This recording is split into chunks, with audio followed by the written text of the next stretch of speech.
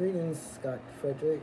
My name is Drissetta Carmouche. This is a reply to the Social Impact Week 4 discussion board. I appreciate your post and the insight that you shared in it. I want to point out the area where you were discussing as enablers.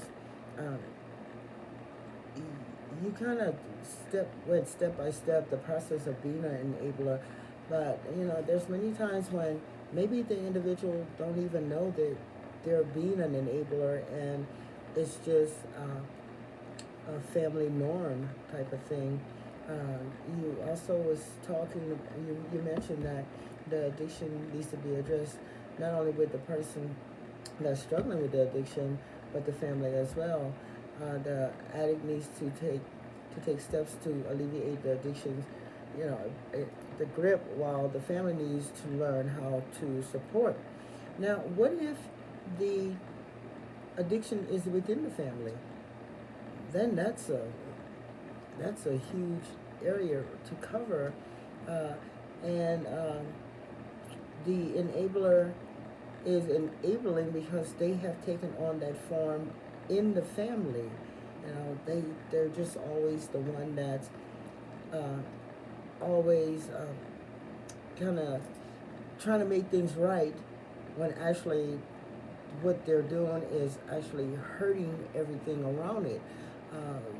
I I I wonder a lot of times about that. There's so many cracks that needs to be sealed when dealing with areas like this. Um, it would be basically working with the mindset of the entire family. What if the addiction is completely across the board in the family, and that's when a person learned the addiction? How will they receive family support?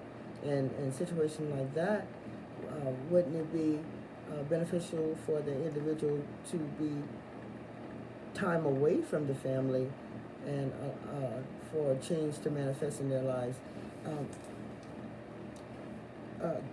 Collins was talking about the blended theory, which it was like a multiple causes that could contribute to substance abuse and the psychological addictions. It says each individual, the reason for dependency probably draw from a combination of theories, which kind of goes back to what I was saying. The combination of reasonings. Where did the addiction stem from? What did it stem from? And it kind of it does concern me when the addiction is within the family. It's very complicated to help the individual, and also know that they do need that family support, or they want that family support. And so it's going to be very complicated for them to work through that. And also, it was mentioned in Ian Jones, 2006, was speaking about expect to support others by helping them see their errors, faults, and by seeking their restoration. We must experience caution that we don't overlook our own weakness. Now, this would apply to the family. Our own weakness or yield to temptation. It concerns me in areas like that, as I've personally been through it, and I personally I believe I was acting as an enabler, thinking that I was helping. So I appreciate your post.